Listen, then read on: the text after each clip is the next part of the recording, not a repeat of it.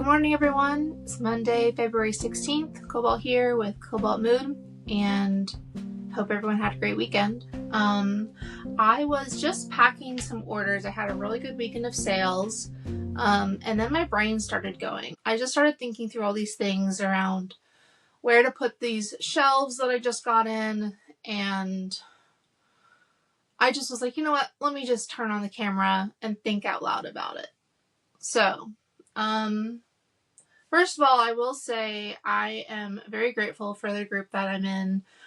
They have a toy-specific calls that happens on Mondays. The thank yous go to them because they've had to put up with me asking so many questions like every week.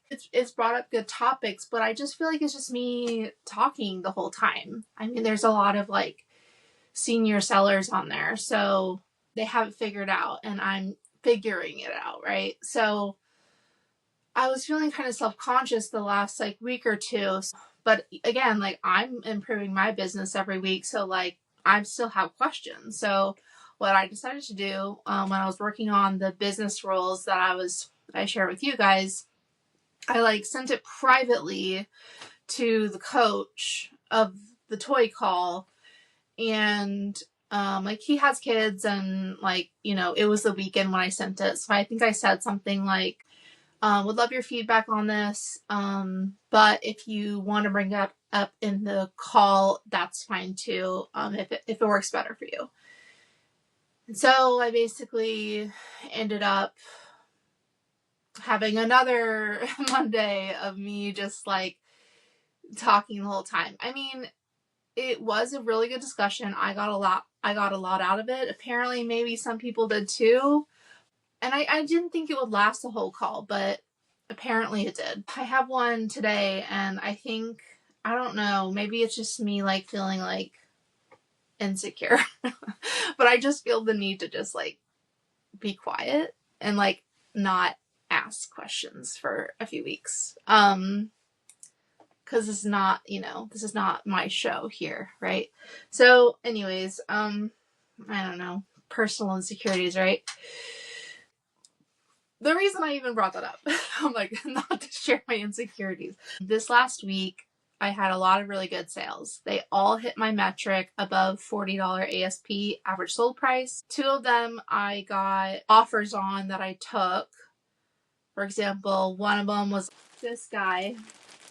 Very weird, very bendy. He has like a banana hat that apparently is removable, but I think this one's sewn on.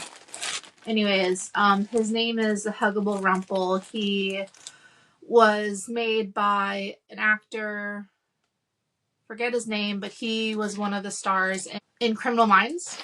He was like the really cute, nerdy, tall one with had brown hair. I guess is an artist, and so he makes all these like, I don't know if he's still crafting, but he makes these limited edition like plushes. And so that one came out like 6 years ago. It's been sold out, and I found it in the thrift store for like $4.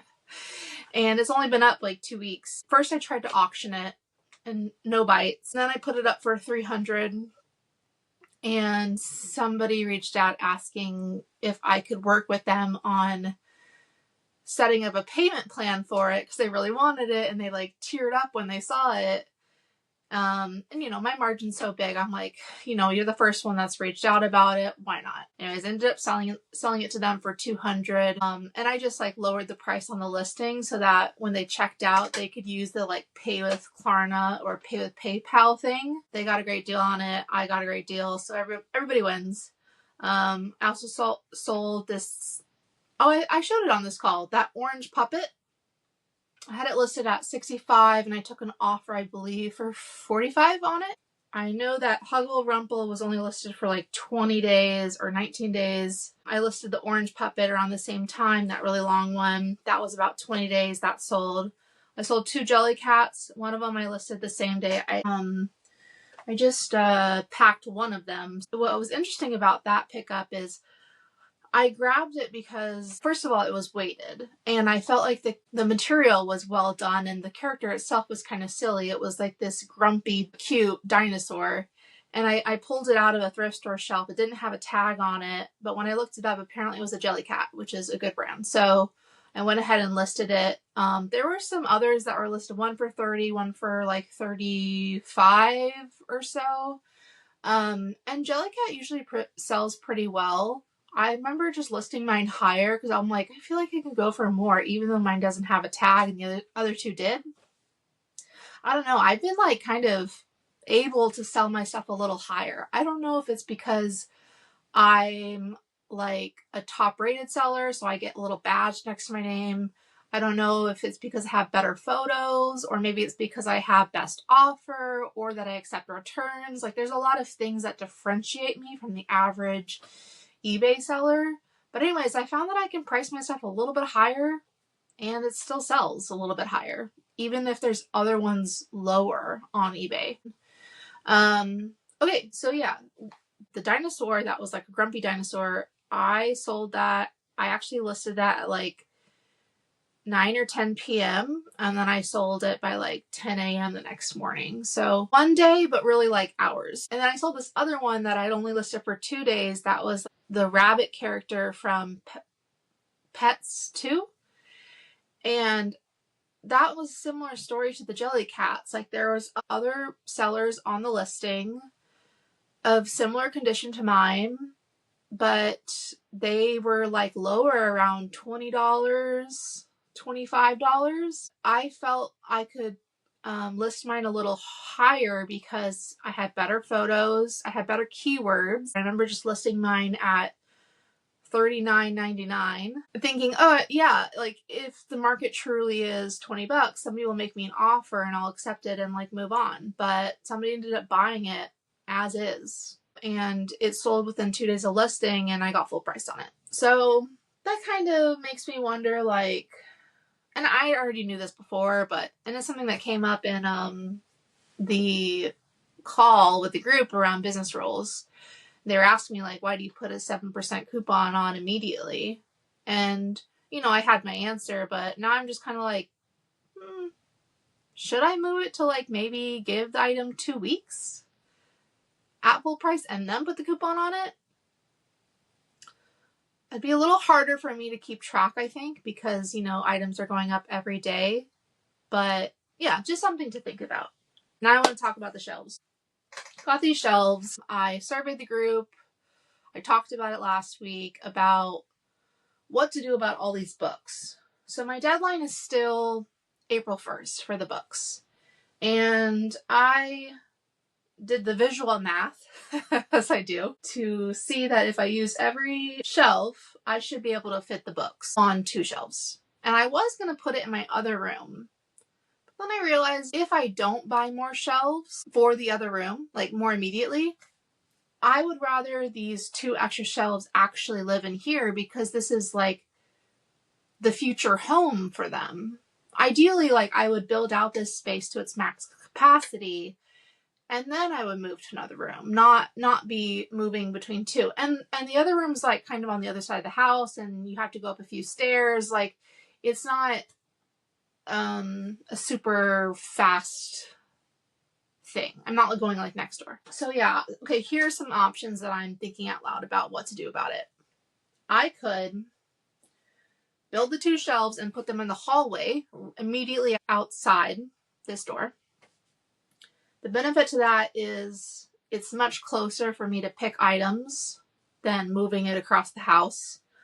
Also, when I find the contacts of those bookstores, let's say I'm like, come to the house and you can look at them. I mean, ideally I'd send them the store link so they wouldn't be coming into the house to look at, but they've been here before, like it's whatever. But I could have the display out there, therefore they're not seeing all the goodies in here. There's that, level of separation. They don't see the whole thing, right? So yeah, I could put it in the hallway.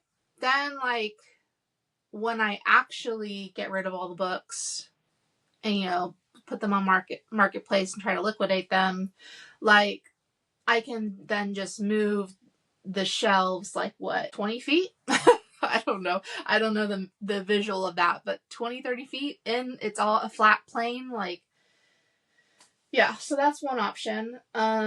The other option I was thinking about was turning these two on the side this way and then adding the two in front of it. So this back wall has 4 shelves. So I know that if I add 2, it's going to roughly end right here. So that's going to cut off like half of the space of this room, and I've really gotten used to the full openness in the floor. So I'm kind of like sad about changing the layout. And then also if I change the layout, like that's not as nice for all the dogs that I sit on Rover to come visit me. And you guys probably can't see it, but there's this huge dog bed that goes the width of like 2 of these shelves on the floor right now. And I don't know, I feel like it'd be pretty cramped just having half the room of open space. I'd rather leave it open, I think, for now. So then my third option that I'm thinking through is go ahead and sticking to my plan of building up. And I can then have shelves going across the full back way of the wall. And then I can just actually move the books from below 2 shelves up to the top rows. I mean, eventually I want the boxes like this to be there, but have plush in them. So like, it would make sense to go ahead and retrofit the space how I want it to be eventually, right? I was wondering, like, is that a bad move because books are heavier and maybe that's a safety thing? But the good news is that it's already almost, mid-February, and if I'm clearing out April 1st, like, they're really not going to be there that long. I guess I could always just go for it. I'm sure I'll find out pretty quickly if it was a bad idea or not. Yeah, I think I'm leaning towards the third option. Maybe I'll just build one, put it up there, see how I feel about it.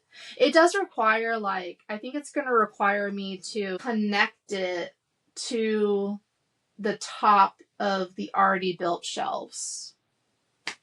So that could potentially be really annoying because I'll have to remove the top and then I think move it down, or maybe I'll move it up to connect. I don't know. Visually, I don't know, but I have to somehow connect this bottom base to the top base. I mean, I could have it sitting on top and just have a flat bottom, like 2 shelves back to back, but I feel like that's even more dangerous because I'm going to be like eventually pulling things out, and I don't know. I have to figure it out. I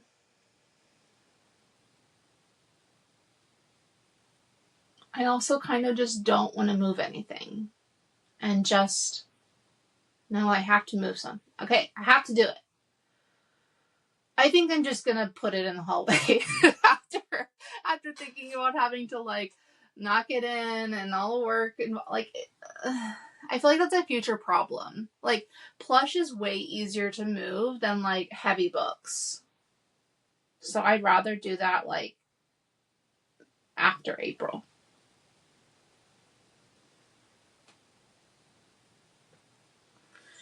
I hate working. Okay, I have to figure it out, guys. You've listened long enough. Alright. I'll figure it out. You'll know if something happened because the background will change tomorrow, probably. Alright. Take care, everyone. See you tomorrow. Bye.